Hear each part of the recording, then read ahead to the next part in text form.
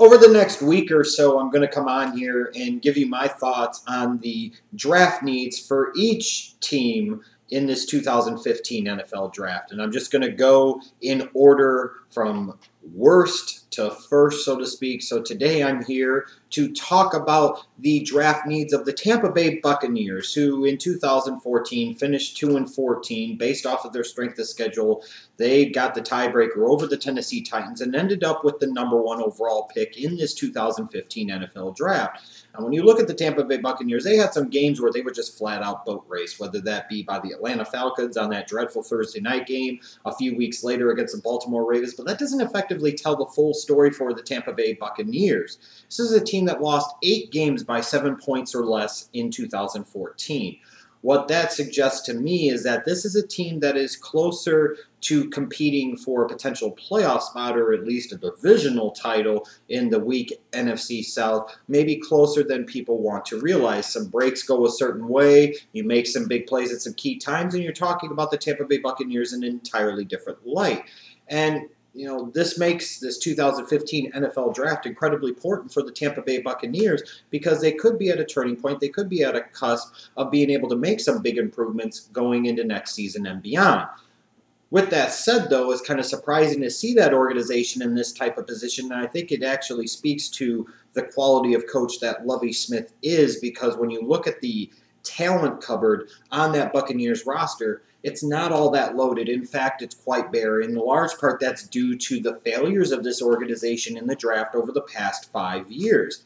Now, they've had some hits, like 2010 first-round pick Gerald McCoy, 2012 second-round pick Levante David, and then obviously, I think, again, you could throw Mike Evans, their first-round pick, the 7th overall selection out of Texas A&M in 2014 already into that hit category. This is an organization that is drafting #1 overall for a reason. It's because of the misses that they've had, especially with their marquee picks over the past 5 years in the NFL draft. You go back to 2010, Brian Price, Aurelius Ben, 2 second-round picks, 2 huge misses. You look at 2011, their first 2 picks, both defensive linemen, Adrian Claiborne and Daquan Bowers. Those guys were both big misses. I mean, big misses. So you're talking about marquee picks. While 2010 brought you Gerald McCoy, you got basically nothing out of Aurelius Ben and Brian Price. And now you go to 2011, and you got very little ever out of Adrian Claiborne. He gone. You get very little out of Daquan Bowers while he's still there. He's not the type of player you would have envisioned when you spent a second-round pick on him 4 years ago. You look at 2012, drafting Mark Barron 7th overall. That was a huge miss, such a huge miss that he's already been traded to the Rams. So your first-round pick from 2012 is no longer in the fold. Your first-round pick from 2011 is no longer in the fold. Both of your second-round picks from 2010 are no longer in the fold. And worst of all, you have absolutely nothing coming from the first round of 2013. While that was a weak draft, and it doesn't seem like it was such a bad idea at the time to trade that first-round pick for Darrelle Revis because it was such a weak draft, you got 1 year out of Darrelle Revis, and then he was gone, and you got nothing in return. Now, not only do you not have Darrelle Revis, you don't have any draft pick there that could have maybe potentially developed into at least a solid player, if not a star. You've got absolutely nothing out of the first round in 2013. So when you look at some of this recent draft history and you look at some of the questions they have, like their second first-round pick in 2012, Doug Martin, how much smarter would this organization have looked if they just spent that second first-round pick when they traded up back into the first round on Levante David instead? I mean, they got some other questions there. Their second-round and third-round picks from this past year's draft, Austin Seferian-Jenkins, showed occasional flashes but needs to show more. Charles Simmons really didn't show much. He needs to show more. Their 2013 second-round pick, Jonathan Banks, he's been okay, but you need a lot more than okay out of a second-round pick. Just a lot of questions and a lot of misses. And then when you look at this Buccaneers organization, part of the reason I think that they had such a bad 2014 in terms of the one-loss record was the fact that they went and spent big on free agency and they largely missed. Some of their biggest signings include Josh McCown, Michael Johnson, Anthony Collins, all cut, all gone from the organization after 1 year. That's not a great indicator of future success for this organization. That's not a great indicator that your general manager, Jason Light, and your head coach, Lovie Smith, are doing good things in terms of personnel decisions, bringing in the right veterans at the right prices. They spend a lot of money on these guys to get very little out of them just to get rid of them for absolutely nothing. And then when you look at what they have done in this offseason in terms of bringing in new faces, There's a definite Bear connection there. Lovey knows guys like Henry Melton and Chris Conte, and all I've got to say is when you're bringing in Chris Conte and he's one of your major free agent signings of the offseason, good luck to you because, by God, you're going to need it. They bring in Bruce Carter, who I've always thought maybe it was better suited to play in a 3-4. Now they're going to try and play him in the middle at a 4-3, but maybe in Lovey's system it will work out better that way. The Buccaneers backed off in free agency some, and frankly, that was probably the right decision based off of how free agency worked out for them last year, which wasn't all that well. When you're in a position where you've drafted poorly, which the Buccaneers in recent years have drafted poorly, what does that lead you to do? That leads to you trying to overcompensate for older talent in free agency by overpaying for it, overextending yourself, and that's exactly what the Buccaneers did. Now I'm hoping and thinking that this organization understands that you're going to have to build yourself up through the draft. You're going to have to go through the draft to build your team. You use free agency to supplement yourself. Even if that hurts you a little bit short term, it's the best way to go long term if you want to build yourself into a championship team.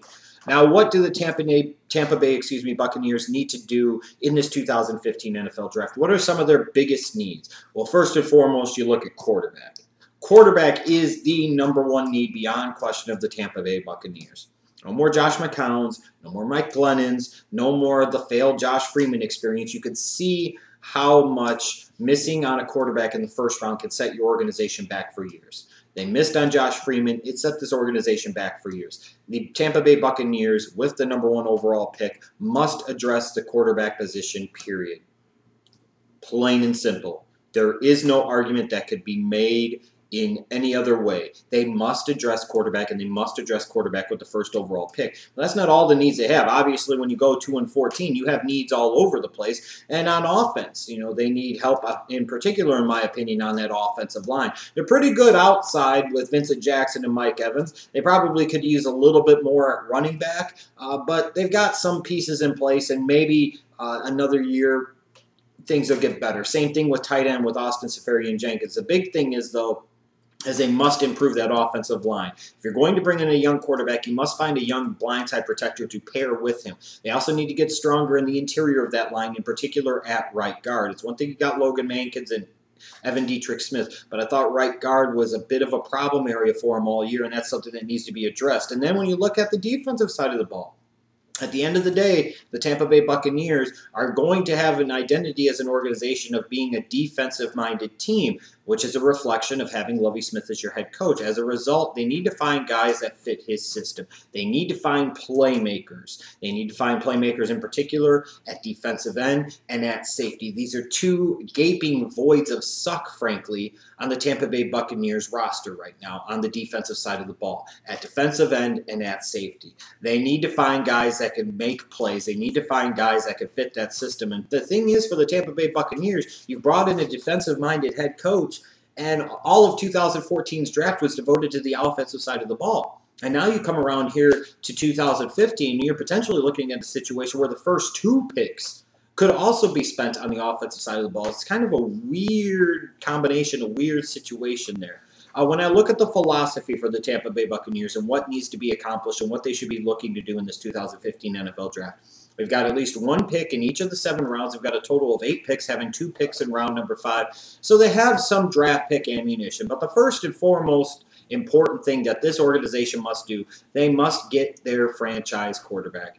They must address the quarterback position with the #1 overall pick. They must find that guy that can rectify the mistake of Josh Freeman, that can sit there and be that building block for everything that this organization does going forward. Give this organization an identity. Give this organization some leadership at that position. Give this organization some hope. That's what they need above all else. If that was the only thing that they got done right in this draft, if that was the only thing they managed to do well, then they've done it. Mission accomplished, because that's the most important thing. Because you could sit there and talk about this, you could sit there and talk about that, but at the end of the day, there are 2 types of teams in the NFL. Either those that have a quarterback and those that don't. Period.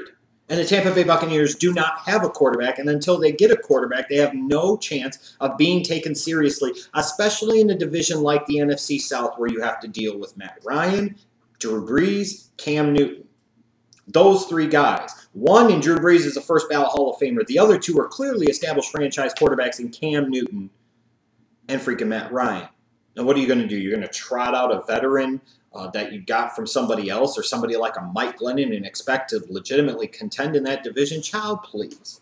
They must pick a quarterback at number 1, and ultimately I believe they'll go in the direction of Jameis Winston, which I think for the Tampa Bay Buccaneers, assuming that they don't have any reservations about him off the field, that they think everything checks out, he's got to be the guy. They've got to roll the dice because this is an incredibly talented player on the field that maybe, hopefully, you hope once he gets to the NFL, he grows and matures as a man and he becomes better and more solid off the field.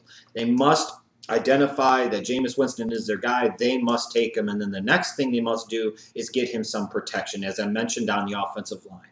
They must find themselves a young blindside protector to protect Jameis Winston, both in terms of opening up better holes in the running game and then ultimately in pass protection. They need to get something better at right guard on the interior of that offensive line. They're pretty good at the skill positions. You could always get better, but they don't have to get a whole lot better. But this is what it's about in this draft for me, for them, is they must get Jameis Winston, their franchise quarterback, and then they must protect him. And then at some point in time, they need to be able to figure out a way to get some playmakers on defense. Now, with that said, I would advocate perhaps the Tampa Bay Buccaneers, with their second-round pick having number 34, maybe moving up a few slots, taking that second, fifth-round pick that they have as a part of a package to move up into the last 6 to 7 picks of the first round to find a second first-round type of talent. And the reason I say that, instead of just staying at 34 and hoping one drops to you, is that from the Tampa Bay Buccaneers standpoint, bringing in that second first-round pick to pair with Jameis Winston to really fully kick off this rebuilding process, it also makes sense from a salary cap standpoint and a long-term flexibility standpoint. There's a big difference between taking a guy, let's say, at number 28 as opposed to number 34 in the draft, and that biggest simple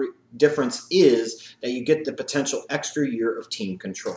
To me, if you're the Tampa Bay Buccaneers and you're looking at somebody like, let's say, a Shaq Thompson, you think he's that type of safety that could be that difference maker in that cover 2 system.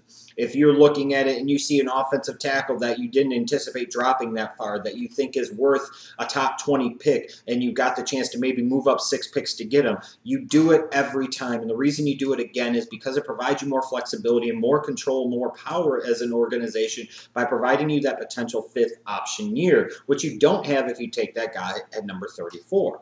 So, similar to 2012, I am advocating for the Tampa Bay Buccaneers to consider the possibility of not peeling back, but actually trading up into round number 1 to get a second first-round pick. Doesn't mean that they will, doesn't mean that it'll happen, but I could definitely advocate that they do so. Now, you'll always hear some of those fans of these teams talk about, my team needs to trade back, I'm not sold on this guy, they need to get additional picks.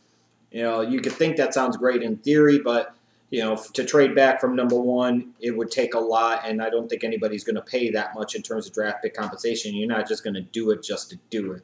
You got to take the quarterback. This is a situation where the Tampa Bay Buccaneers can't out-cute themselves. They can't outflank themselves. They can't try to out-salute themselves. The quarterback is there. Your pick is there. You have the ultimate control in this draft because you're the first team to make a selection. You can do whatever the hell you want to do. So the Tampa Bay Buccaneers need to do the right thing, and that is take Jameis Winston and then figure everything else later.